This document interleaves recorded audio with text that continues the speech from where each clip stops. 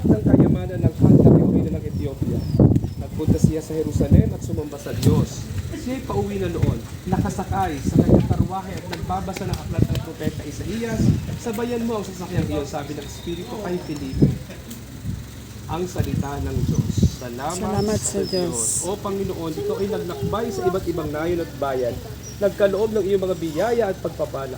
Pagpalain mo ang sasakyang ito na gagamitin ng iyong lingkod sa iyong kapurihan. Ingatan at lingapin ang mga sasakay dito sa tulong ng iyong mga anghel. Iligtas sila sa panganib at sa una, sa pamamagitan ni Kristong aming Panginoon. Amen. Amen. Ama namin, sumasalangit ka, sambahin ang ngalan mo. Baba sa amin ang lahat ng buhay. Hindi ang loob mo sa lupa. Bigyan mo po kami ngayon ng aming kakanin sa araw-araw. Tawarin mo kami sa aming mga sala para ng pagpapatawad namin sa nagkakasala sa amin. Huwag mo kami ipahintulot sa tukso, iadya mo kami sa lahat ng masama. Kapagpala at kapagmahal na Diyos, tinataas ko po sa inyo ang pamilyang ito, nasasakay sa sasakyang ito. Sa kanilang paglalakbay, lagi silang alagaan at samahan.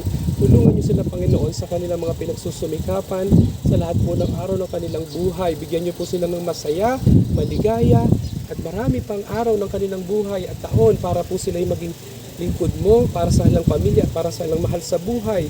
Tataas po namin ang inyong kanilang mga intensyon, ang kanilang mga pinagdadaanan ngayon, anuman po ang hinihiling nila ay ipagkaloob nyo sa kanila.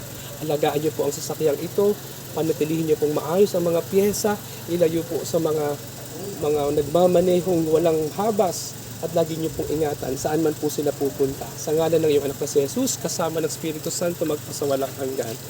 Amen. Sa ngalan ng Ama, ng Anak, ng Espiritu Santo. Amen. Amen. Congrats po! Thank you po. Kain na po tayo.